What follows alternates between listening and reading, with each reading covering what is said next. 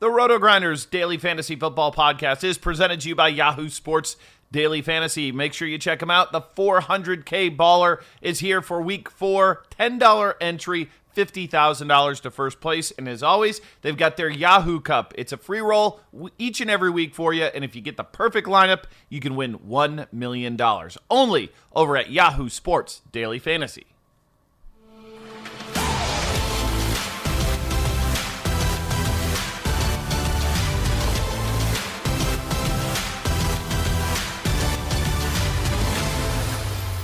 Welcome back to the Absolutely Epic Early Week Podcast. Dean here. That's Dean 78904. If you want to get all technical, we're going to talk NFL DFS Week 4.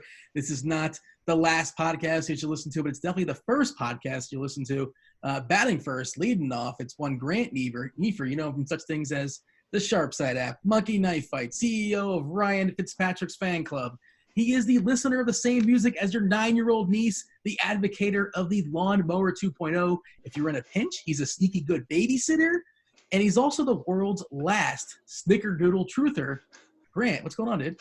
I like how you got that intro today, and you tried it out, and you loved it so much you used it again tonight. Well, who knows what the Venn diagram looks like as far as the people that listen to, you know, the flagship show over there, Grinders Live, or, you know, the Absolutely Epic Early Week Podcast. I guess we'll hear. We'll find out soon enough, I suppose. Yeah, I guess you're probably first NBA podcast we do.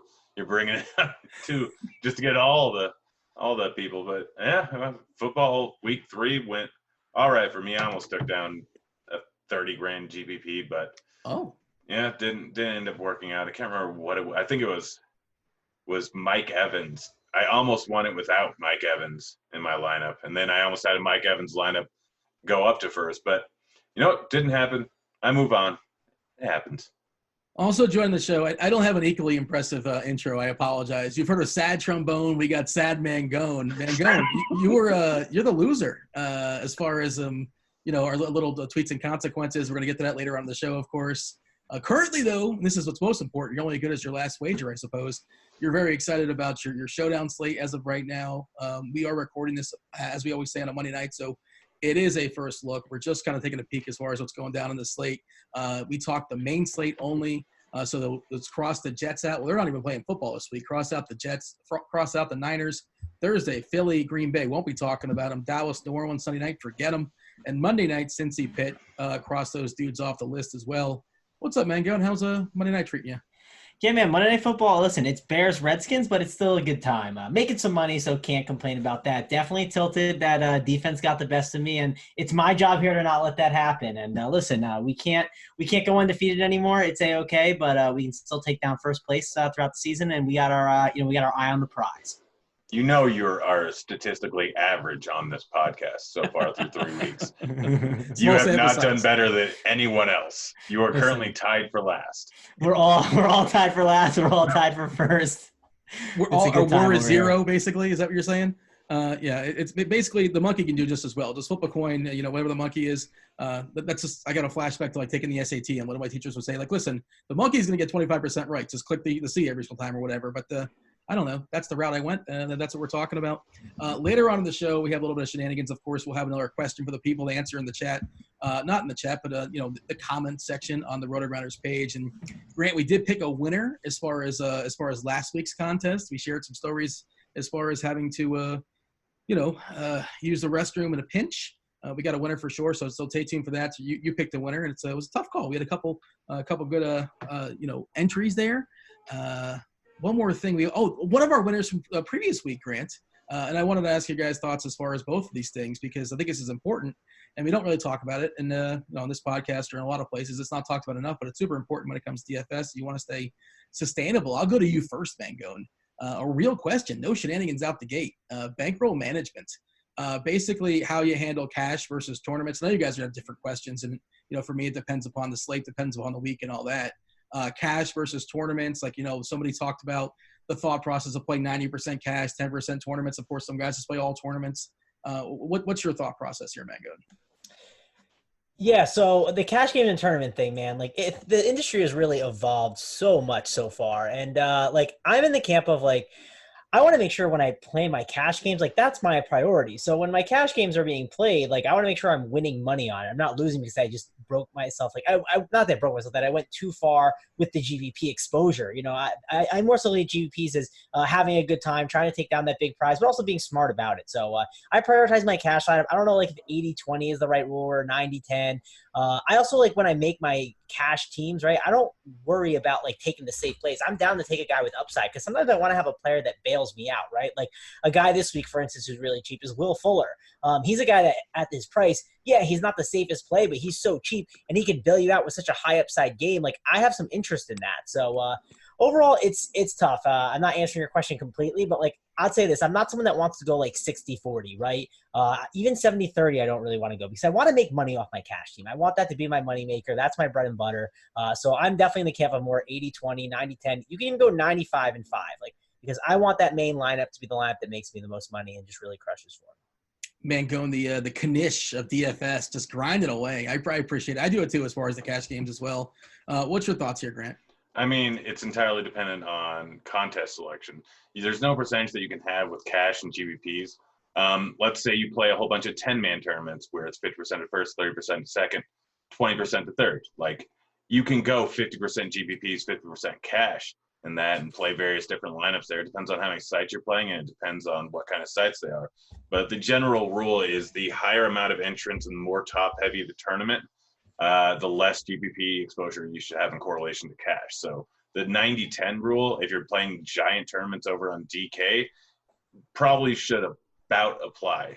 But the smarter rule is if you just want something to live by, 50% cash, 10% big field tournaments, 20% small field tournaments, and probably about 20% super small field tournaments, like 20 or so. So, and that can also include triple ups and quadruple ups and stuff like that. So you range your amount of volatility that you're going to have, and it also depends on how many sites you're playing. So if you're playing 4 different sites, then maybe you can stray a little bit more towards GVPs, but it's all about the buy-in level and the amount of money that's actually exposed to any single lineup and the size of the tournament. Yeah, real quick, I also like the idea that I have is like the way that I am as like a DFS player, like I'm better at making like 3-entry lineup or 5-entry lineups instead. I'm not as good of a 150 player. I'll do it from time to time depending on the sport. Like golf is the one where I really start using the lineup builder more and I feel more confident in myself. And I'm starting to get better and better at it, but I'm still just working my way up and wanting to make sure that once I get there, I've perfected the craft. So anyways, what I'm trying to say is I make like one main GVP team normally for football, and I do it like per each site. Like where DraftKings I have a main GVP team, maybe I'll have like a second one, and then I'll have like my main cash team. And that's kind of how I focus on it. And just because that's how I do it doesn't mean that's how you do it. Like you have to just kind of figure out what type of player you are and what your purpose is. It's really important, I feel like, to figure out like what your goals are in DFS. So if your goals are to grind out that like ROI that I like to do, sure, that's a good thing to do. But sometimes it might just be you're doing it for entertainment. If you are shooting for those big time tournaments, that's probably what you should be doing if that's your goal. Yeah, that's why, if you're trying to grind out some money, you probably shouldn't be playing the million makers and things like that. Like on FanDuel, like they were a prize pool of like 3 million and change or 3.5, and it's $1 million a top or whatever it is. And like I just don't play it because my brain doesn't work that way, and I like the more flat payouts. And same sort of deal as far as the DK tournaments. And Grant, correct me if I'm wrong. I feel like I heard you said you were talking about like a 10-man 50-50 tournament or 20-man 50-50 tournament.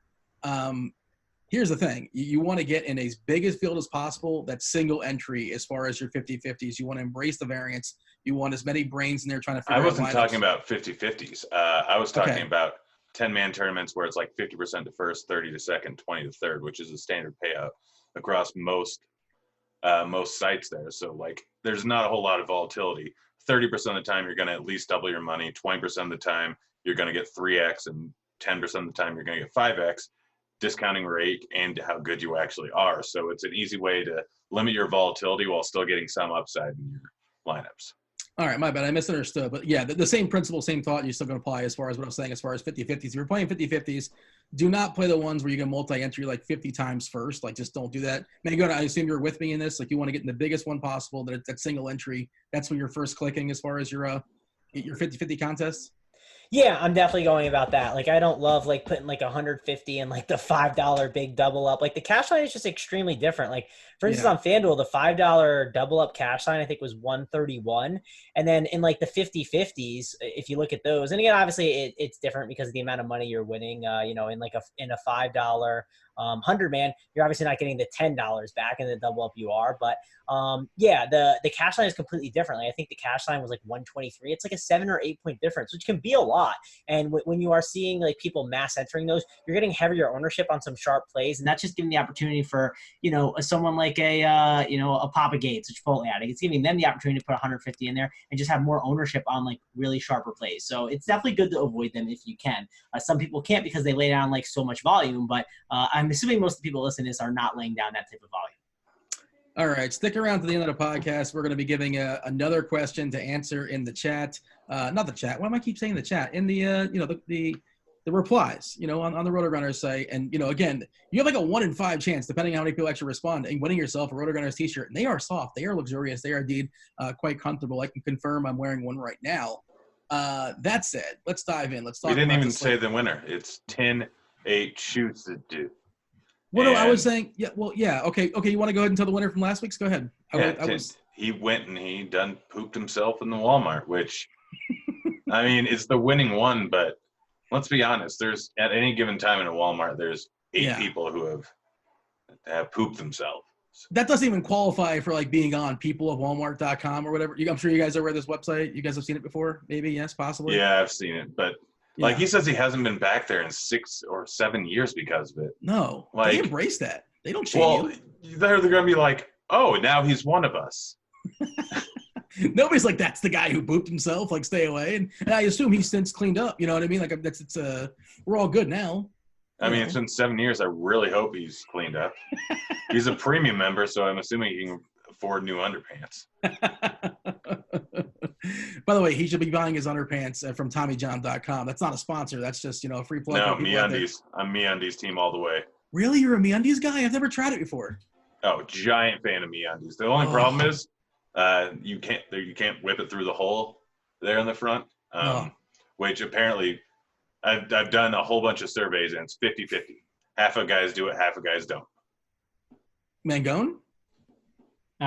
Dude, I got no stand on this one. I've never used MeUndies or Tommy John's. Well, he's a when you go pee, do you like unbuckle your belt and pull it down, or do you whip it through the little hole in the boxers? Oh, I'm definitely unbuttoned it, man. I'm not doing the whip it through the hole, man. I don't believe. I'm not buying it's a 50% thing. Dean, let me guess, you don't unbuckle. I'm with Mangone, actually. Really? This is the first time I've seen 3 people lacking efficiency, but no, I'm right. I'm the exact same.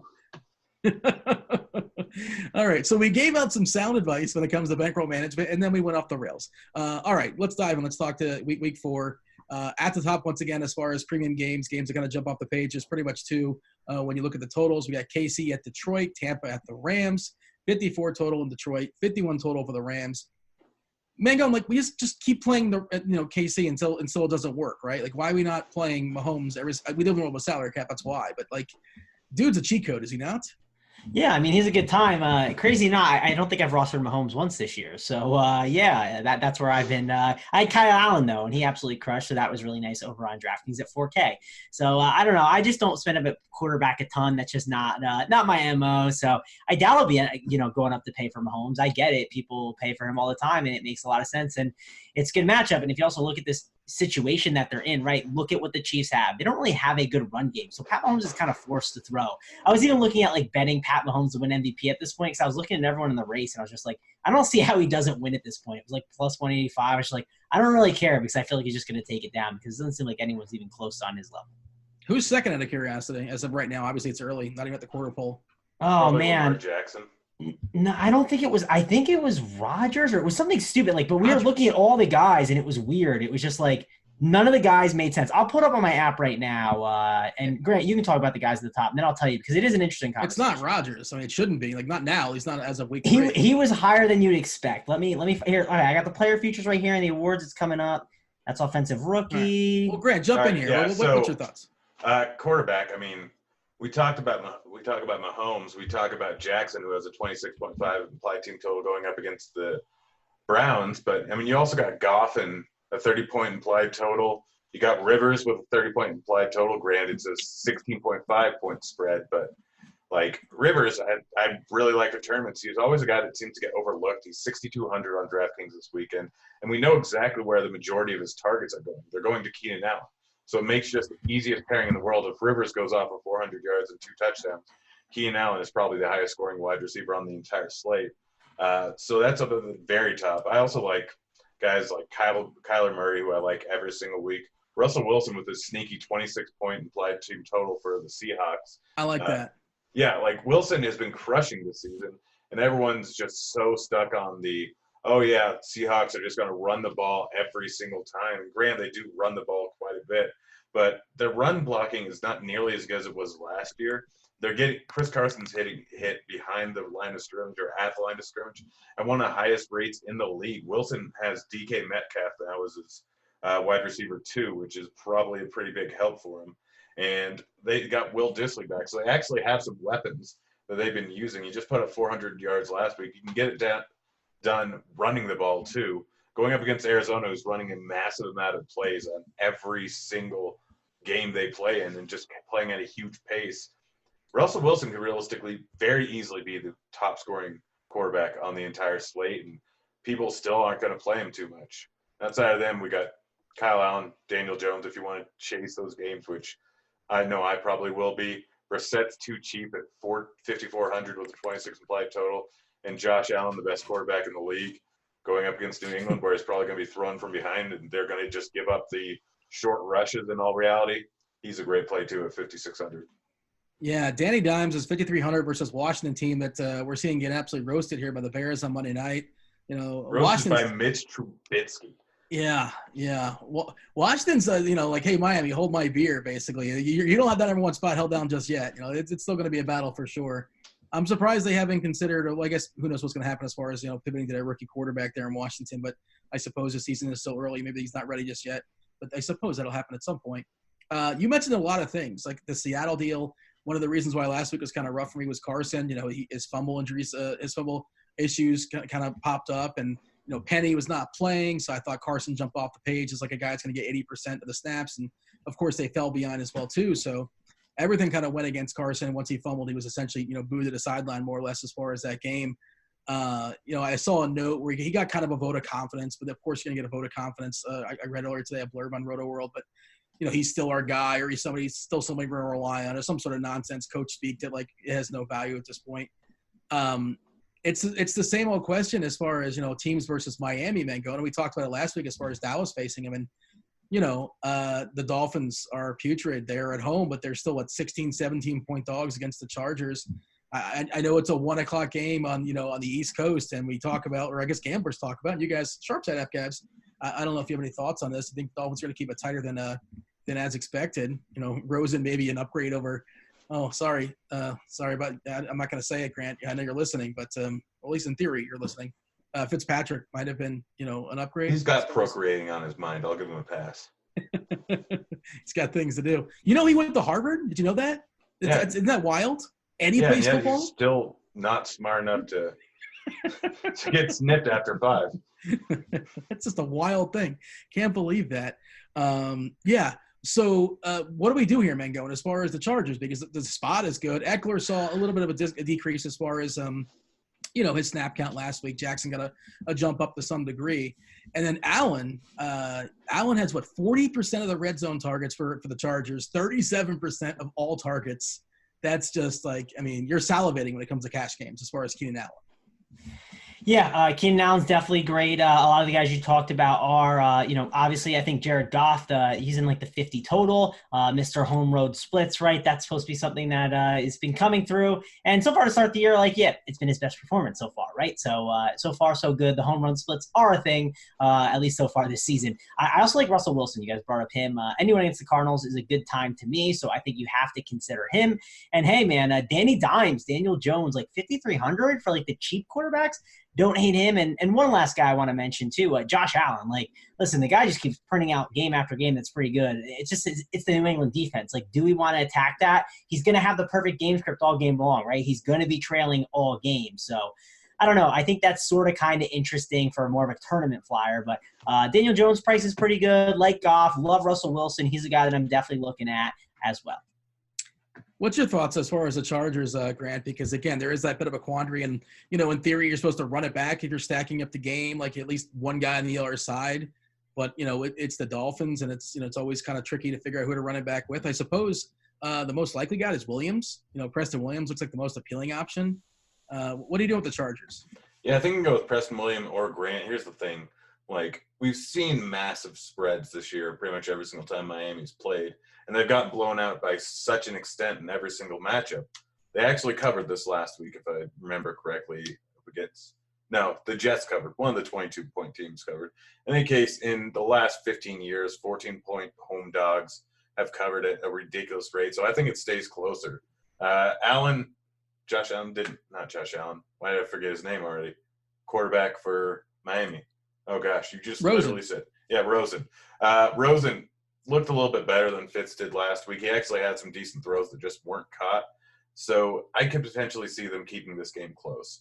One guy that you can roll with is Drake. If the game stays a little bit closer, he was actually getting targeted pretty heavily, and he could still have a good game at just 4,200 here. I'm going to play a whole bunch of Chargers. I think the best play on him, though, is probably Jackson. We've seen this Chargers team in the past with Eckler and Melvin, where Eckler will have massive games, especially in games where it's not really close. We could see that again, especially with Eckler being worn down in a game where they're likely to win. But the Chargers tend to play in close games at a way higher rate than they should. I mean, over the past 3 seasons, they've had more games won or lost by a field goal than almost any other team in the league. It seems to happen. I don't know if it's bad coaching or what, even though they've had multiple different coaches here, but it's still, they have a propensity to do that. So I think this game stays closer. And Rivers is going to be slinging the ball at Allen over and over again. Rivers will have 400 yards. Allen's going to crush here and bring it back with, you said Williams, Drake, or Grant are all good options. Yeah, Jackson's an interesting idea, and I'm not sure how ambitious you need to be, but like we talked about, if you're playing, understand what you're playing. If you're playing like a 40-man contest, you don't play Justin Jackson. If you're playing the Millionaire Maker, then he's somebody you can consider if you can foresee a 21-point lead or something like that. And also, like Grant, it's a long season. We don't know what the story with Gordon is. Maybe they don't need Eckler to get his face punched in like for 25, 30 touches against the Dolphins. Just kind of give him a week to sort of chill to some extent. So that's an interesting thought. I don't hate that idea for tournaments, and just kind of, again, we're looking at this at Monday, and that's sort of kind of something that jumped out there. As far as some injuries, I did want to mention this before. Saquon Barkley, he's got a generational injury. Well, no, it's just an ankle. He's out for 4 to 6 weeks or something like that. All we care about this week. And Wayne Gallman's going to be the guy. Edelman's got a chest. He's currently questionable. T.Y. Hilton's got a quad as well. He's also questionable. We don't really know what the deal is with those, I was going to say Philly receivers, but we don't care about that game. That's on Thursday night. Ito Smith is currently in concussion protocol right now. And the interesting one is the Kansas City. We kind of touched on Mahomes, and Mahomes is awesome. They're on the turf as well, too. How much fun is that going to be in Detroit? Mangone. Right now, Darius Slay is questionable with the hammy. I think they need Darius Slay in that secondary. Yeah, Detroit definitely needs Darius Slay. I'm sure Casey is going to slice them up a ton. Like the call on Rivers that you mentioned before, I think that's pretty good. I did want to touch back on the MVP thing. I'm going to get us off the rails real quick. Listen to this. Hear this out. Mahomes is plus 160. Sure. Tom Brady, plus 800. Third is Aaron Rodgers, plus 1,100. And it's Dak, plus 1,200. Lamar, plus 1,600. Wentz, plus 2,000. It's just really. I think Dak is interesting at plus 1,200 for what it's worth. Yeah, it's just it just seems dumb. It seems like Mahomes is just going to win and we call it. Well, it's super early, but yeah. Well, I'm saying as far as the value, I don't mind 12-1 on Dak. Yeah, that's not a bad one. But I don't know. I got us off the rails for a second. Let's get back on. Philip Rivers was definitely a good quarterback that I didn't mention that I want to mention once again. Running back. I do think you bring up good points. I think the Justin Jackson thing is definitely viable.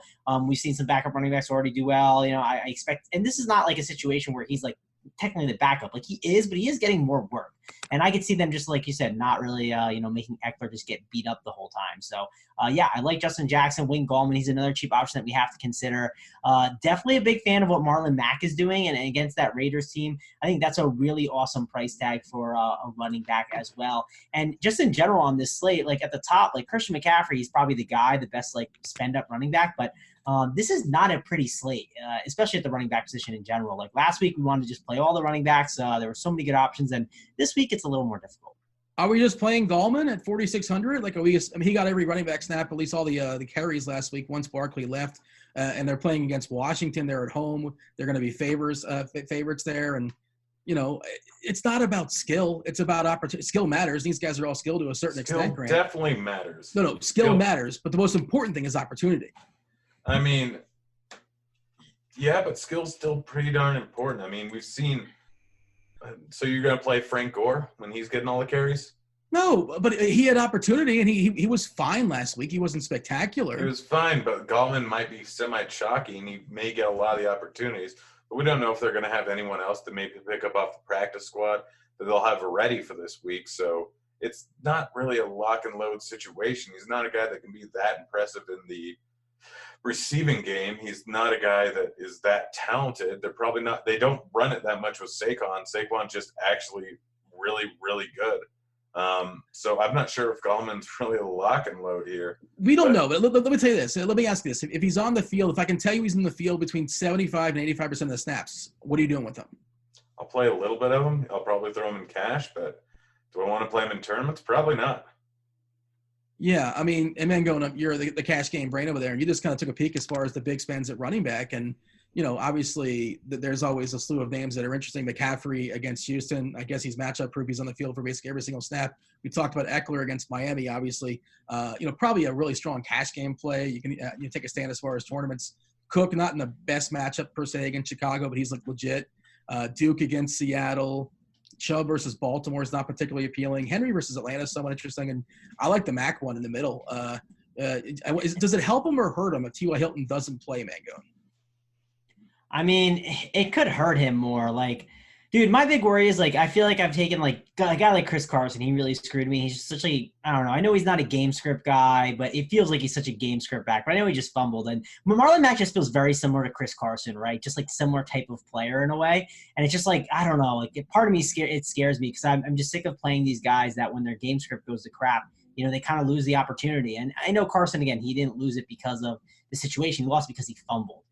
But Mac is one of those guys that, you have to worry because they get down. Is he going to get all of the work? It is something you have to look at. So Hilton being in there would obviously be helpful because if Hilton's in there, the team is a better team and they're going to have a positive game script more than likely. In theory, they'll be ahead against Oakland, for what it's worth. More than likely. As far as his snap count for the first 3 weeks of the season, he's got 69% of the snap counts, which is nice. 76% week 1, 70% week 2, and 62% week 3. Grant, you have a take as far as Mac? I'm on board right now. Yeah, I'm on board with Mac. And something interesting, I don't know if this will hold true throughout the course of the season, but the Raiders are giving up a larger target share to opposing running backs than almost any other team in the league. They actually might be first. So Mac, we talked about Atlanta giving up tons of targets to opposing running backs last week. This is another similar situation where Mac had 3 targets last week. It's not a huge bump, but we could see more than that this week. He could potentially have 4 catches, which is not a guy that's known for running many passing routes. But at 6.1, a guy that's going to get a bunch of rushes and a little bit of work in the passing game. Like you talked about Gallman, I'm not going to be surprised if Mac has more touches. And a guy that we kind of looked over, you're talking about opportunities. Kerryon Johnson's getting 20 rushes a game, and the game script, it really isn't great, but it's not terrible. Detroit's only a 6-point dog here. It's being played in Detroit, which should help them out a little bit. Kerryon Johnson, he just hasn't really done too much with what he's done so far this season or what he's gotten so far this season. He's a guy that could potentially be in for a really big game. Priced a little too cheap at $5,400 if he actually has a game that he should, considering his skill. I like it. And he saw a spike last week, that they kicked C.J. Anderson off the team, and he saw a spike, if you go week 1 to week 3. And by the way, I'm using the RotoGrinders snaps, counts, targets, air yards. It's Josh Hornsby. He's got the app here on RG. I'm not sure if it's premium, to be honest. I don't know if you guys know by chance, but I know a guy, so I have premium. Mangone? Anybody? Bueller? I don't know if it's premium or not. Mangone is watching the game. No. I know he's sweating something right now. That's what's going on. I can tell you're not paying attention or something. There's a long pause there. No, I had it on mute, and then because I always mute my mic, and I was too struggling to get there. But I don't know if it's premium. But listen, if you don't have premium, what are you doing? Get on it, man. It's the best product. Great pitch. 75% of the snaps last week for Kerryon Johnson. So I like that jumping up from 57 and 55 in the previous weeks. And maybe that's a correlation with C.J. Anderson getting kicked off the team. Who knows? They talked about getting Ty Johnson some more work, but he basically had the same amount of snaps as far as week 3. Grant, as far as your favorite running back, if salary wasn't a thing, I guess it's CMC, but do we need it? I mean, do you need it? No, but you're probably going to want it. Houston's given up more targets to opposing running backs than every other team but Oakland so far this season. They're just not too far behind. So CMC could see a big work in the passing game. I know that they'll plan a whole lot more for him now that they know Cam's going to be out this early on in the week here. He did get a bunch of rushes, especially later on in the game. Having a new quarterback in the offense could be pretty good for him. So it's obviously CMC. Do you need him? No, but outside of him, I wouldn't be surprised if David Johnson has the second highest score of any running back on the slate. We didn't even mention him. 6,800. Still a huge fan of him. Had 9 targets last week. Going up against Seattle, got to see something similar here. Big fan of David Johnson this week. And we've kind of forgotten about Nick Chubb, but he's getting involved in the passing game too. 7 targets last week. 6,400. He can still break off a 100-yard run. That's the end of the running backs I have to break down. Yeah, I mean, Johnson, I just hate that line there, but I like the talent for what it's worth. And if he's going to catch 7 or 8 passes, who cares? And I'm still tilted about the Arizona game last week where you're supposed to take that out of it and, bust out that Men in Black one and pretend like nothing happened and all of a sudden get back to it and take all the bias out of the way and just look at week 3 independently of what previously has happened. Anybody else as far as running back cheapies, Mangone, if we're looking to save some money here? Again, Gallman's super cheap. We're just looking at DK because we can't look at every single site as of a Monday night. Who's jumping out for you, Mangone? If anybody, or just bring it over to wide receivers. Yeah, listen, you can go back to the well on Carson because Arizona's defense is just straight up terrible, so they're in play. One other guy I did want to mention, and I'm happy I caught this. I saw a tweet about John Gruden quoting that they want to get Josh Jacobs the ball more, through passing and the passing game. And I think that's interesting at that price, something to consider. So don't hate that. But again, that's the West Coast going to East Coast, 1:00 game. So Raiders could obviously disappoint. Lots of trends that show that. But yeah, at the top, it's not that appealing, but I think I'm just putting in CMC, man. I think I'm just going to, eat the, safe points, a ton of good upside here against Houston. So I think that's what I'm going to do. I'm going to take CMC. I don't love Dalvin Cook in that matchup against the Bears. Eckler, again, I worry how much work are they really going to give him because Jackson is there. I could see them just kind of, tell him to, take a couple plays off here and there where he doesn't get that full workload. Listen, I'm not pounding Todd Gurley. I haven't really been playing him all season long. Not really going to start now. Got him when he was cheap on Yahoo, and I'm just waiting for the big dip on his price tag. Johnson's fine, but it's getting not a lot of stuff to love. Nick Chubb against Baltimore, I don't know. Running back's not that pretty, and I think I'm going to spend up on CMC and then spend down on some of these other guys like Gallman, maybe Justin Jackson, and some other cheap guys. Grant, it's weird. He mentioned West Coast to East Coast, talk about Indianapolis, and you don't think of Indianapolis, at least I don't, as an East Coast team, but I believe they have East Coast time, correct? I think they're right on the border. Yeah, I think Detroit, who's right next to them, is still central, but I think Indianapolis might be East Coast time. And Mangone's sitting there sweating the single game series. Apparently, I was 2 yards away on that Chris Thompson catch from winning a GPP. So things happen. What, you were? Yeah, apparently. I mean, it was only 3.5K at first, but. Oh, well, you were slow rolling the whole time. You didn't mention anything. Mangone was talking about a pre-show, and you pretended like you weren't even playing. Because I'm a professional. Listen, man, I had a Captain Taylor Gabriel lineup, man. I was live until I almost won it without a Captain Taylor Gabriel lineup. That's how good my lineup was. Oh, I thought you just went no captain. Just I'm good. You don't need to multiply. No, Chris Thompson was my captain. Oh, well, I'm sure you had a nice night, though. Are we going to order some Postmates? I mean, I've already done it 3 times today. Is that really true? Is that possible? Well, once was DoorDash, but yeah. Breakfast, lunch, dinner. Run it down real quick. I'm curious now. Run it down. What did I have? I had a breakfast burrito. For lunch, what did I get for lunch? I guess I can just look at it. For dinner, I had teriyaki bowls, both a chicken and a beef. Oh, for lunch, I had Bird Call. It's a Nashville hot. It's a chicken sandwich place. I got the Nashville hot, and they forgot to put the Nashville hot sauce on it. And so I complained, and they gave me $10 back. Gosh, I love Postmates. Am I the only person who hasn't used a Postmates or a DoorDash? Am I the only person on this podcast? You rather leave the house? Yeah, man. I actually left the house the other night, and I left the house to get food, and they took too long to bring my food out. They gave me it for free. So boom, man. Free food I got last night. That's great. And you had to wait for 40 minutes. My time's more important than and that. Put pants on? Well, pants were already on, man. It wasn't a good NFL Sunday. You were wearing a sweater, like an overcoat. Hat on, socks. It was not pretty. Open up receivers, Grant. Receivers, I mean, up at the top, we obviously have those three guys, Hopkins, Allen, Jones. Allen's getting a giant target share. I don't know if I'm on Jones too much, but interesting. I just looked through this today, and I don't know if it's indicative of anything, but Carolina, what percentage of opposing targets do you think are going to the wide receivers so far this year in Carolina's games? Against Carolina? Yeah, like opposing offenses are targeting wide receivers at what rate? What percentage? Well, I mean, look, David Johnson just played against him and he got 9 receptions, so that tells me it's probably lower than I think. Yeah, I don't know if it's incorporating that game into it. I might only have the first 2 week stats, but first 2 weeks of the season, 80%. Obviously, David Johnson was involved there heavily last week, but the wide receivers had, I think, accounted for 37 targets in that game, and David Johnson only accounted for 9. So it's still a very, very high amount of opposing targets that are going to wide receivers. So Hopkins, Fuller, both of them could very much eat against this Carolina team here. Keenan Allen, where I mentioned it. Evans, it's interesting seeing a 15-target game for him. Will it continue? I don't know. This offense seems to be just riding the hot hand pretty much every single game. That's what Bruce Arians seems to want to do.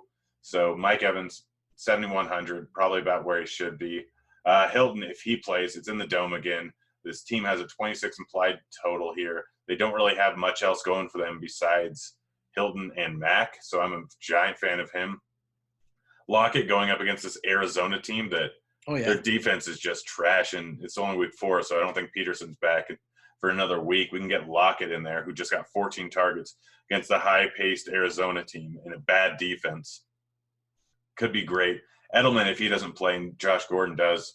Gordon got 11 targets, and he's 5,900. Way too good way too low of a price for how good he is. Shepard sitting there at 5,800, still the main target there.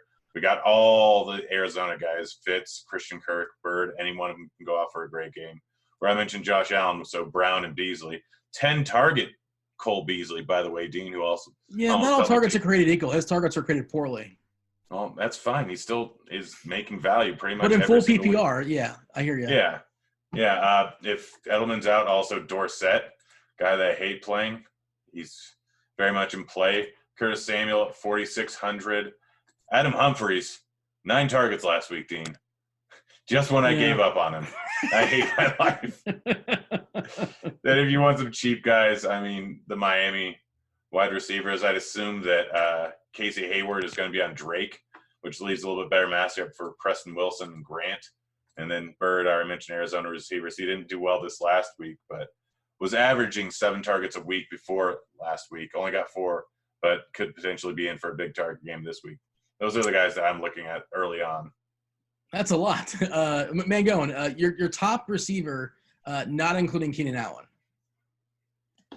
My top receiver, not including Keenan Allen. That's really tough. You're going to give me the chalk. I know you're going to give me Keenan Allen. Yeah. I mean, he's the nuts, man. It's the easy play. It's probably Hopkins. That's probably the guy I would end up going to. I do like Mike Evans. I think he's certainly in play. But, yeah, Hopkins is probably 2. It's probably like Allen's number 1, then Hopkins right at 2. And then after that, I mean, it's not the easiest. Like, I guess you'd put Julio in there because, hey, he's Julio Jones and he's really talented. And, like, again, like you look at Odell and you're like, Baltimore's definitely a scarier matchup. Yeah, probably that's how I mean, go. tell it to Pat Mahomes. But, yeah, I hear you. Yeah, well, Pat Mahomes, he can do anything he wants, man. He defies all odds. Future MVP. Yeah, it's true. Future MVP. I'm going to bet it after the show. I just have to now, I feel like, at this point. But, yeah, again, like, top-end receiver, it's not the prettiest. I think there's some guys in, like, the mid-tier that are fine that you can go to. Like, I don't hate going to any of the Rams. They're fine. I like to take on Lockett. I think that's good. Chris Godwin at 6K. That's a really nice price. We talked about Josh Gordon. That's interesting. Listen, I don't want to sleep on Sterling Shepard. I think he's pretty interesting. Probably more of a tournament play. You know, pair up with Danny Dimes, pair up with Evan Ingram. That could be pretty good. And then maybe run it back with McLovin. That's not a bad route to maybe go there because the Giants defense isn't very good. So I think that could make some sense. But yeah, like this is a really ugly slate, man.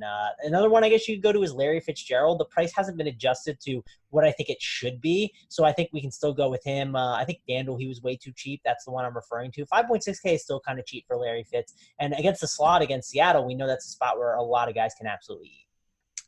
You talked about Evans and you talked about Godwin, and last week Godwin's were expensive, and we're playing the results. All of a sudden, Godwin 6K and Evans is 7-1.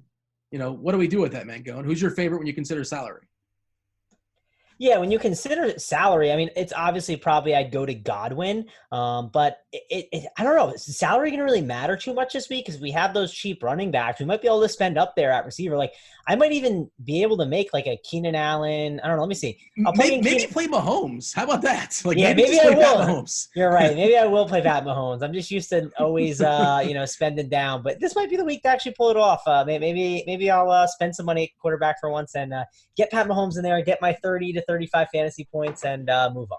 Yeah, it's wants versus needs for me when it comes to quarterback. And like I want Mahomes every single week. And do I need him? I don't know. But if I can open it up and like again, there's not like these prime spots that are really jumping off the page. It's like super expensive as far as the running backs and all that. No Zeke on this slate, obviously. No Kamara on the slate, obviously.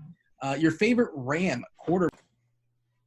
Not sure what I'm saying here. Quarterback. No. Favorite Ram wide receiver, Grant. I know it's kind of a trick question. Do you have somebody you're gonna put your shekels behind? I mean, honestly, no, there's not a favorite one. I mean, looking at pricing here, we have Cooper Kupp all the way at 6,500, and we have Cooks and Wood. Both of them are cheaper a little bit. It's the same thing pretty much every single week. I guess Cooper's the one that I'd probably avoid just because he was the more popular one, or probably going to be the more popular one after his big week last week. But let's be honest, every single week it's throwing a dart at a board. Mangone, do you have a thought? Like my favorite is probably Kupp, but like you're right. Like I'm not gonna take a stand on it per se, but he seems to be the safest if nothing else. I know safety is not something we necessarily strive for. Mangone, your favorite Ram receiver versus Tampa Bay secondary? I mean, typically when I'm playing like a Rams receiver, it's typically in a tournament. So I'll lean with Brandon Cooks, right? Because I always love his upside. He's just got the ability to just break one to the house, on one big play. His speed kills. And, I'd go with Brandon Cooks as my option. We talked about that Kansas City pass offense there against Detroit, especially if Slay misses on the turf. Watkins certainly in play, can see a big game for him too. And Hardman's a burner as well, basically drafted as Hill's replacement or his comp or something like that. He's definitely got the wheels there. I like him a good bit. One play, you can justify that roster spot for you. Grant, you have any cheapies as far as receivers that are jumping out for you? I mean, I already kind of mentioned him. I know I gave a long list at the beginning, but yeah. Under 5K, there's Beasley and Dorsett. Beasley, obviously, being one of the best wide receivers in the league, according to Dean Shavelson. And Dorsett, if Edelman's not playing, he's in play there. I don't mind going with Curtis Samuel. He kind of, just to me, maybe not be true, but he just looked like the better one or the favorite target of Allen there last week. Humphreys, 9 targets this last week. They paid him a ton of money. So I got to assume that they're going to start using him, and he's going to get a high volume of targets. And then after that, it's Williams and Grant. Again, just hoping that Parker is the guy that gets shadowed by Hayward, but you can really go with any of them. I could see potentially either Williams had 12 targets last week, Grant had 7, Parker had 6, I think. So, the volume's going to be there. And 2 touchdown passes, I think, were dropped. One by Williams, one by Grant. So at this price tag, they're going to be playing from behind pretty much the entire game. So those guys are in play. And then Bird, I know it didn't work out last week, but guy has 18 targets on the season, 7 in the first 2 games here, 3,300 going up against Seattle in a game where they're likely to be trailing late on. Those are the guys in the cheap range that I really like. Yeah, I'm pulling up Bird as far as his snap count last week. And like you said, he wasn't very good. It was not the word. I was so sad. I was ready to fire off the Family Guy gifts and the whole deal on the old Twitter machine because I had a lot of Bird. That's one of the reasons why Some of my lineups crashed, him and Carson. That's who I'm pointing at first. But 96% of the snaps, and they also they cut somebody. I think Crabtree got cut too, for what it's worth. Mangone, give me some. Keep forgetting cheese. he's still in the league. I also forgot to mention the Washington wide receivers here, Richardson and McLaren. Both of them pretty cheap, 4,500 and 3,700. McLaren's probably the best cheap wide receiver on the board. I want to throw out Galladay, by the way, against Kansas City on the comeback, but I don't want to sleep on him. I think he's 5'9" when I was scrolling through. Mangone, jump in here. Yeah, Dean, you always say when we're on the show, I'm writing a blog or I'm watching Monday Night Football, but I'm out here finding stuff on Twitter for the people. What do you have? Graham Barfield had a really good tweet, and it's about Terry McLaurin. His first 3 games, 5 catches, 125 yards and 1 touchdown, 5 catches, 62 yards and a touchdown, 6 catches, 70 yards and a touchdown. McLaurin is the leading Washington in targets at 24 targets, and he is 12th among wide receivers in receiving yards, and he faces the Giants secondary next week. That price is really good. I think he's a really interesting option in cash games and in tournaments. I think you have to consider him here. So really like him as a play at that price. Thought that was a good call by you, Grant, as well. Let's look at some other guys, though. Like the Cardinals receivers we talked about a little bit. I think they are all in play there. Calvin Ridley's kind of cheap, $5K. I don't love the matchup, but it is a cheap price tag over on DraftKings there. Don't mind Curtis Samuel. I think some of these Panthers receivers could be interesting options. Don't mind going that route. But the one guy I really like is Price, and I know this isn't the site for him. I'm sure he's going to be cheap around the industry because he hasn't had that big week, and I think this could be the week for it. It's Will Fuller at 4,500. Really like him. I think he's got the upside for a very, very big game. Yeah, Adam Humphries, no thanks, even though, Grant, I know he's your boy, kind of. Him and Ryan Fitzpatrick. He had more targets than McLaren. That is totally fair. Well, hold on a second. Do you want to take? We'll do our wagers soon enough. But like, are you locking in, Grant, on Humphries? I think. No, I've already done that once this season. I'm only doing it once with him. All right, I want to see you step down really quickly. But go ahead, Mangone. It was a good try. Dean. I was really excited for that. Trying to put him in a corner. Yeah, definitely. You guys put me in a corner last week, so I appreciate this.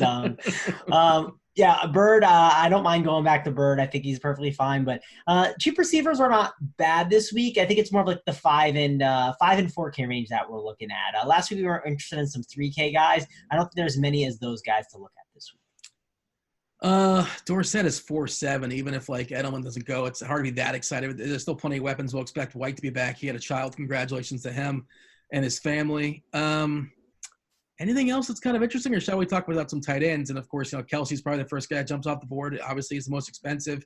The biggest surprise, I would say, and you know what? I'm going to shout out the Blitz, Cardi's Blitz. Last week, it was popping for Waller on Oakland at Minnesota, and I was just like, dude, stop it, Cardi. Get out of here with your Waller.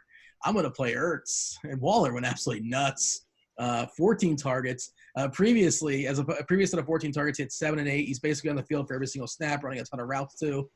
You can say he's game script proof, I suppose. They're probably going to be playing from behind, most likely, playing on the turf as well. I don't know if I like this price jump at 5.2K. Where are you at here, Grant, as far as the tight ends? Open it up. So it's interesting when I was breaking down target share. Kansas City gives up a whole lot to the tight end, and it could have been a little bit their schedule so far this season, but realistically, like it's they're not even playing KC. I was talking about Hawkinson. Got distracted there. Hawkinson's playing KC. Yeah, Hawkinson's the guy. I was saying Waller. Waller is playing the second highest target share offense in Atlanta with 30% opposing targets going to the tight end. We talked about how bad they are versus giving up catches to the running back. That was mostly because of injuries. Early on in the season, they actually tightened down quite a bit the second half of the season when some of their guys came back. But they are not great versus the tight end, Atlanta. Waller is 4,800 here. It's expensive, but it's still not that expensive for a guy that has 21 targets on the season. You got the top 3 guys with what's it called? I was talking about Delaney Walker. Gosh, I'm all confused. With Kelsey, Ingram, you got Waller in there is the third most expensive. Andrews for Baltimore. And then there's Walker, against Atlanta. And then Hooper, who had 2 touchdowns last week. Olsen had two touchdowns last week. I mean, they're still fairly cheap. Are we chasing those touchdowns, Mangone? Yeah, so tight end, it's not the prettiest position this week. I'm going maybe to Kelsey or Ingram, but I don't know. It's like it drops off really, really fast there. That's the one issue that I have with the position. Like it gets really ugly quick. Like and especially like look at Waller and Andrews. Like they're good, but like they're starting to get a little bit pricier, right? Like I like them more when they're in the 3K range and 4K. And now they're hitting the 5K range. I'm a little concerned. So I think you're picking between Kelsey and Ingram. I think that's where you're mainly looking in your cash games. Tournaments, I get going to any of these other guys. One guy I really like is OJ Howard. He's a guy that just is too talented for that price. So he'll eventually pop. So I think you can buy low on him. The price tag is good. But the really cheap guy, if you look at what Arizona's done, I mean, Arizona. Don't steal it. Come on. Grant's waiting in the wings. He wants to recover from 30 seconds ago. I know who Grant wants to play. Come on, Grant. Give it to me. Okay, fair enough. I'll give it over to Grant. Grant, tell the people on this amazing play. Oh, yeah, the guy that I've been playing all season long and suggested every single week, Will Dissly with 7 targets, 2 touchdowns last week at 26 implied total, going up against Arizona, who has one of the worst defense. Actually, they are giving up the most points to opposing tight ends. One of Russell Wilson's favorite targets in a game where you can pair Russell Wilson with the entirety of his offense fairly easily because of their prices. Yeah, Will Dissly is a fantastic play. In the lower range, it's him and Hawkinson. And to recover from what I was saying earlier, Walker's going up against one of the worst defenses against tight ends. Waller is still going up against a defense that last year, their Tampa 2 defense forced shallow targets to opposing tight ends the entire game. So he can see huge volume. But yeah, play Ingram and Kelsey. But if you want someone cheap, it's Hawkinson and it's Dissly are 2 of the best plays on the board. I think Dissly is your cash game guy if you're not stepping all the way up to Kelsey or Ingram. That's sort of my first look here. That's my first thought. And Grant, just to confirm here, do you know 2 things? Like, first of all, how big of a sample size do you need to say, this team is good or bad against a certain position? Because obviously if you're playing against Kelsey, it's different than if you're playing against, the Dolphins or whatever.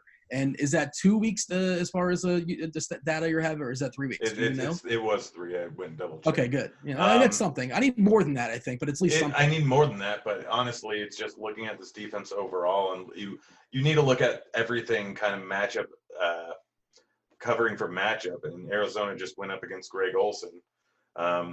So that kind of adds that. Week 1, they went up against Detroit with Hawkinson and got beat pretty badly.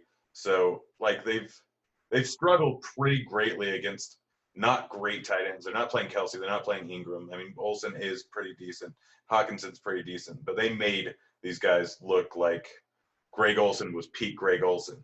So I think we can safely say that that's the case. And I cross-reference from year to year, and it's still like Arizona didn't give up a huge amount of targets last year, and they have in the past, I think, actually been decent tight ends, but it's running a different team entirely. Like when you get coaching changes, when Peterson's not in there, like things kind of change year over year, and you have to look at those in a vacuum, as Dean would say. And this appears to be a case where Arizona is just going to be just destroyed by opposing tight ends all season long, or at least this week. We'll see how the defense changes when Peterson comes back in the mold, but they're going to get just crushed. Yeah, pivot away from Dissly if you can't get all the way Dissly. I don't mind Hawkinson either. If nothing else, like run it back in a Kansas City stack, as far as the game. And, we know that guy's like supposed to be like elite talent. He looked great for us week 1. He's kind of like fell asleep the last couple of weeks, but, he looks like a legit athlete out there for sure. Maybe he bounces back, or at least somewhere in between his week 1 and week 2 and 3 output. Mangone, final thoughts as far as tight ends, and like give me your game stacks, give me your team stacks. Who's jumping off the board for you? Yeah, so like speaking of tight ends that people won't play, Vernon Davis right here. Giants here's the thing, they play no defense, right? Like anyone against the Giants and the Cardinals sounds like a good time to me. So I'm perfectly fine with considering him like as like deep tournament play. Like we're not talking about making this on a main team or anything like that. Like you're making a lot of lines before you're putting in Big Vern there. So that's kind of the thing. Did you get DFS points for hurdles? Is that a thing? Well, if you do, you're not getting one from tonight because then I'm definitely playing Josh Allen. Yeah, just curious. Yeah, but it feels pretty confined, right, Mango? Like all the way up or all the way in the bottom, and like the mid tiers. I guess you can chase the Hooper and you can chase Olsen. Sure, they're fine, but like my first read is up top or down below. Yeah, I'm kind of with you on that. That's kind of the approach that I would take with it. Like Kelsey or Ingram are the two guys I'm looking at where I'd be going the cheap route. So we'll kind of have to see how things shake up with the slate and kind of see what we do. But yeah, I mean, I get it. Like Kansas City and Detroit, that's probably like the game stack, right, that everyone's going to go to because it's the highest total. A lot of people are going to load up on that game, which I totally understand. But I don't know. There's not a lot of games that I'm in love with from a game stacking perspective right now. I mean, I'm looking at the board and not a lot of games are popping off that I like. I mean, I think the Carolina-Houston game could have a lot of upside with those guys. Got like Christian McCaffrey, Curtis Samuel, DJ Moore, Will Fuller, DeAndre Hopkins. Like, I like those players, so maybe that's the one I'm going to. I don't hate that. We talked about Washington and the Giants as an interesting stack, and I think that could work going to a Daniel Jones, Gallman's cheap, and Evan Ingram, Shepard. All those guys are certainly pretty nicely priced. Then you could fit in, a guy like a Keenan Allen and run it back with McLaurin, right? You're still able to get in those really expensive guys that I think are really good plays. So I guess Carolina Houston's my expensive game stack, and I'll go with Washington Giants as my cheaper game stack. Yeah, like Watson, Hopkins, and CMC. I can get on board with that in a tournament. And maybe if you want to add a fourth piece, by all means do so. Jump in here, Grant. What do you have for me as far as game stacks? Game stacks, I think you can do the Miami game just because of how cheap the Miami wide receivers are, and that you only need to play Philip Rivers with potentially just Keenan Allen and have a big day, although you can throw in Mike Williams if you want, but throwing in a Miami wide receiver on the other side is not the worst idea in the world. Going with the KC game stack, obviously, you can go a whole bunch of different ways on the KC side, but Marvin Jones, Galladay, and Hawkinson are all good plays if Stafford goes off for a big game. They are all probably going to go off too. I don't know if I'm going to go too much with the Rams. Just not really a huge fan of that game there. It's just hard to figure out who to play in the Rams, right? It's just like there's good dudes, and that makes it trickier, I suppose. You got to make more lineups. Yeah, but my favorite game stack, I've already mentioned it multiple times, is Seattle, Arizona. Obviously, all the Arizona guys are cheap. DJ's a little bit underpriced there. And over on the Seattle side, I mean, Wilson is one of my favorite plays on the entire board. Disley is one of my favorite tight end plays on the board. And Lockett's one of my favorite wide receiver plays on the entire board. You just take Carson out of the equation, which they might not run nearly as much, and the high volume of plays that they're going to run during that game, at least on the Arizona side, should help increase the value of the Seattle guys. It's a divisional game, and Arizona's defense is trash. Seattle's defense isn't what it used to be. Just gave up a ton of points to New Orleans team that, let's be honest, Bridgewater is no Drew Brees. So, yeah, that's really my favorite game stack on the board, and it's not even that close. Yeah, I like that too. I like the idea of playing – and you can get two of the receivers there for Seattle just because they're so cheap and the matchup's pretty good. Like if you include Disley, it doesn't really cost a heck of a lot, and they can all sort of get there in the same game. Your favorite guy to run it back with on Arizona, if it's one guy, who is it? Probably Kirk. He's just getting huge volume. He's either Kirk or DJ. I know that like DJ hasn't really impressed too much so far this season, but again, 9 targets last week. Could see something similar this week. He just hasn't really. He hasn't had a multi-touchdown game, and Kyler Murray hasn't gone for a whole bunch of touchdowns. Like that entire offense is due for some positive regression there. And Seattle, I think, is a spot where it could happen. We saw that Kamara had a big game, so DJ's one of my favorite guys, but DJ and Kirk is not a terrible idea either. That's it for analysis, right? Yeah, I want to say one last thing. Like, I think this Rams game, man, like, I get it. Like, people always say, like, oh, everyone's going to go to, like, the high totals. But, like, I don't know. How many people are going to play the Rams, right? Those receivers are just always a mess to pick from, and people hate doing it. And one thing, now that we don't have Todd Gurley being who he is, right? We saw Todd Gurley last year. He was just a guy who ate up so much production. Like there's more like production to go around, and there's more production to go around. There's more mouths to feed, and this is perfect, right? We have Goff who can throw to Cooks, he can throw to Woods, he can throw to Kupp, and those guys can eat more than they did in the past. It used to feel like it was difficult to peg 2 of them, but I think this is a good opportunity where you can play Goff and pair it with 2 receivers and feel perfectly fine. I know it's like not the most comfortable thing, at least I feel that way, because you never know which one's going to go off. You feel like one of them's always going to be screwed, but I really like going to the Goff and like the double receiver route this week and then run it back with a Godwin and Evans or even an O.J. Howard for super cheap at tight end. I think that's a stack I'll definitely be looking at a ton, like going Goff, Cooper Kupp, Cooks, and then O.J. Howard for cheap. Yeah, and we talked about the Chargers too. We just know like when you hold out your cup and you say more porridge, please, like the delegation of the slices, the porridge that Keenan Allen gets, the porridge that Eckler gets, And if this game somehow stays tight where they're on there for 4 quarters and they're still pushing the offense to some degree, Rivers, Eckler, Allen, and one random dude from Miami, I suppose, and keep it interesting. Maybe Preston Williams. Preston Wilson, he used to bang out some homers for the Marlins and the Rockies, but Preston Williams, maybe he gets in the box for you. All right, that's it. No more analysis, right? Just nonsense from this point forward, Grant? I mean, we have to make our bet first. That's nonsense, isn't it? I think it's nonsense. I don't think it's nonsense. It's not nonsense. Hold on. It's not nonsense. it's analysis. Okay, well, you throw it out to the floor. What do you have? What are you presenting? I mean, we can go high-priced running backs. I'll take DJ. Yeah. What Mangone? What's jumping out to you? So like my idea, but I don't think it's gonna work. I was thinking like I would be down to grab like a quarterback and 2 receivers, and then like Grant grabs a quarterback and 2 receivers, and you do like a game stack idea. Let's just make a whole team while we're at it. I kind of like that idea.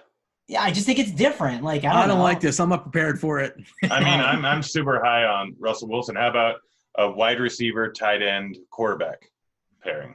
Yeah, see, the I'll take Mahomes, Kelsey. Yeah, it's point per dollar. But go ahead, Mahomes, Kelsey. No, dude, I don't. You're gonna make me do math on the fly. I don't like this at all. Yeah, you would have to do math. So that's the problem. Like I was gonna go like because you want to go Disley, you want to go Lockett, and you Wilson. Can't lose. He wants the advantage there. I feel like that's gonna be I'm not getting roped up this time. Not happening. I mean, point per dollar is a thing for a reason. We live in a world of a salary cap, Dean. But also, raw points matter. You can't take the salary home. You can't cash it out and say, I left $3,000 in the floor now, and they'll give me $3,000. Doesn't work that way either. But there's CMC on the slate, so you always have room to throw in CMC and fill your salary. Is there anything else we can do here? I don't like this at all. I got nothing. I don't love because I feel like Grant's got this really good position. So why does he lay claim to Seattle? How does he just get some monopoly in Seattle? 4K wide receivers. Let's see what's out there. What do we have? McLaren. Why don't you take Humphreys? He's exactly 4K. That's your guy. I already told you, only once. Unbelievable. We can take Dolphins wide receivers. I don't want Dolphins wide receivers. I can make 4K wide receivers work. I do not like this. Not prepared for this. Dude, you can go DK. I mean, I might just take Humphreys just to beat you with Humphreys, just for fun. Oh, Dean, yes, let's do that now, Dean. Book that in. Come on. Look, he feels kind of safe. Like one of these 2 guys you guys pick is going to kind of sort of bust. And Humphreys, look, he'll be in the podium. He's not going to win the silver, but he's going to win the silver. He's not going to win the gold, but he's also not going to get the bronze, right? Yeah. So you got Humphreys. You have Adam Humphreys. Mangone, who's yours? Oh, it's a terrible idea. Man, what just happened? Yeah, Dean, you put yourself in a bad spot. So you have me thinking now, right? Like I'm like, do I really need to go like Will Fuller is a really good option? Do I need to go that because he can really bust. We know what he can do. But I might see him raise you, just so you know. If you do something goofy, I might re-raise. But go ahead. I mean, listen, this is what I'm gonna do. I'm gonna stick with it's between Samuel and Fuller, man. I don't know which one I want to take. This is really tough. Listen, let's go with Will Fuller. I'll stick with that one. Well, Will Fuller is boom bust. What do you have, Grant? I got McLaren. Oh, McLaren's a lock. You took Adam Humphreys, man. Come on. Great. Dude, you can go with Dorsett, hoping Edelman doesn't play. No, but then I don't want to bet in the come. Like, what happens if you can go with 10-target Beasley. That should just get Beasley. There's nothing better than beating Grant with his own guy, man. Come on. Oh man, Beasley's 4.7. Come on, get out of here. The dude has 10 targets last week, 23 on the season. Okay, he had one good week. For reference, that's about double what Humphreys has. Dude has 30-point upside according to last season. So I can't believe this. Can I say Humphreys and possibly change it on the later on? Give me another day. Dean, this is supposed to be bold calls. Oh, yeah. What's bold about Adam Humphreys? What's bold about Beasley and his 15 points a week? Oh crap! All right, I'm gonna lose. Start rating the tweet. I'll tell you. I want to beat you with your own guy. How about that? Yeah, that's fine. I'll have Trav get another tweet next week. Speaking of which, you ready for your tweet? Yeah. Let's hear this one out. I'm excited to figure out what we're doing here. All right, Mangone. So you're gonna be tweeting this out tomorrow.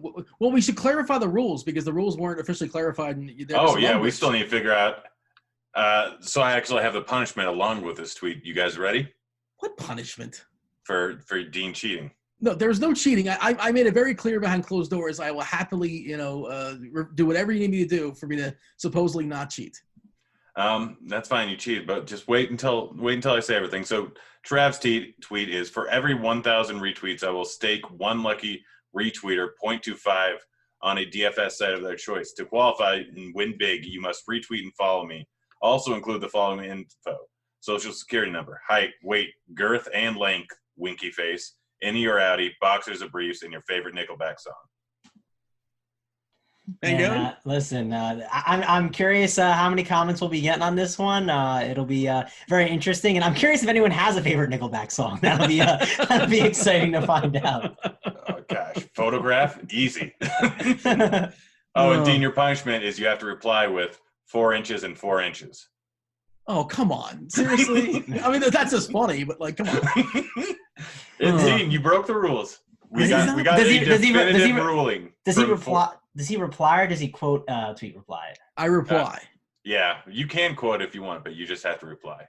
Yeah, and by 0.25 is 25 cents. I don't know how to qualify that. Like when I was writing it out, I was like, you could put a $sign in front of it. Yeah, the universal showing of American dollars. Yeah, but a $sign in front of it looks like, if you don't with the decimal, like it looks kind of weird, doesn't it? Like a $sign, then a decimal and 25. Then you put a cent sign behind it.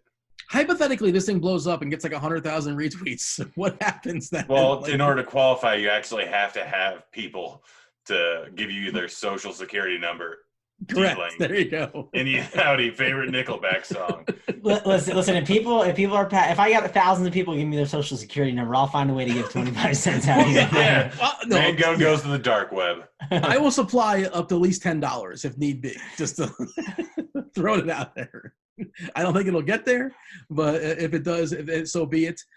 Grant, you reiterate, who was our winner last week as far as in the comments, and give us the question this week, because we want people to we want to be interactive. We want to have some fun, and people love you go ahead and tell the people what's going to be answered this week in the comment section. Yeah, so it was 10-8 Shed for pooping himself in a Walmart. And the question this week is, worst DFS beat? Mine was waking up just slightly before lock, making one change, and I ended up in 40th in the Millie Maker, I think, instead of first. Oh, that's pretty terrible. Yeah. So it wasn't like a 4v4. It was just one dude. It was a 2v2 in the same game. It was Gronk and Dion, or Gronk and Burkhead for Dion Lewis and Cooks is what I originally had. And I went back and ran the numbers. And that was at the draft party for the RG party. Yeah, that was rough. Yeah, Mangone's worst beat was just like 20 minutes ago on the fly. He thought he had a chance winning the showdown slate. Unfortunately, it didn't happen. I don't really have a bad beat story, and like nobody wants to hear your bad beat story. We want to hear it. We want to hear your bad beat story. Give us a good one. Well, I have to be DFS. I guess it does. I got one. I don't know. It is a bad beat, but it's not. So like back when Fantasy Aces was a thing, I used to always enter the qualifier. You know, every Friday there was a big qualifier. Remember that one, Grant? I forget what the price was on, but it was a pretty good qualifier. I'd always enter the qualifier, right? But I had to go down to the grandparents' beach house, right? And driving down, and I realized that I was in a rush to get out of work in time so I would avoid traffic, and I had to get on a schedule, right? Because I needed to drive.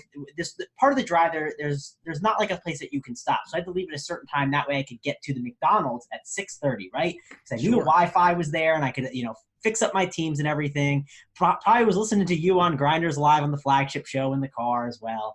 And I'm driving down there, Dean, and I'm listening, and park at the McDonald's, make my teams, and dude, I make an awesome team, man. Like the team goes off, has a really awesome day, but I was so preoccupied at work and worrying about getting there and making sure everything was buttoned up. You know what? Forgot to enter the qualifier. And Paul Goldschmidt hits a double at the end of the game, and that would have put me in first to hit the qualifier. So we're super tilted about that. Well, there you go. I don't have one. Like not one coming to mind for whatever reason. I don't know why I don't have one, but I think that qualifier Goldschmidt pushed me out of first, and I ended up in third. Was it a double qualifier?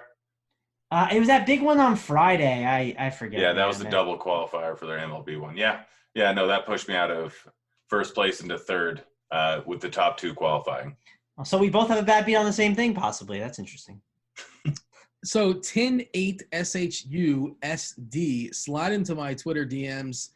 Give me your info. I'm not going to ask for your social security number, your height, your weight, your girth, or length. I don't need any of that. Any outie. But feel free to tell them. I mean, I suppose feel free. I'm asking for it, so you better respond tomorrow. I don't really need all that stuff.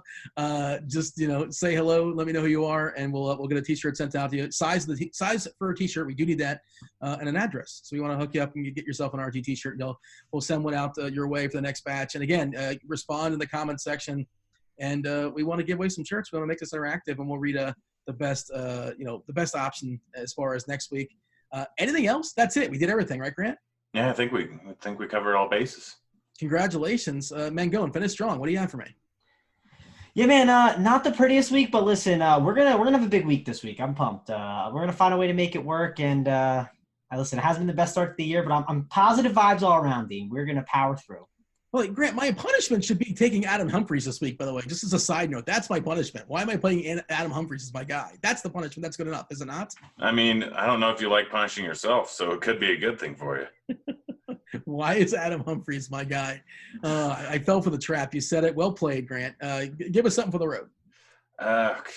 Apparently you need to play Adam Humphries because no, I'm doomed to failure anytime I do play him, and anytime I don't, then he goes off. Thanks for listening to the Absolutely Epic Early Week podcast. He's Mangone. He's Grant. I'm Dean. We're out of here. Holler. See you, kids.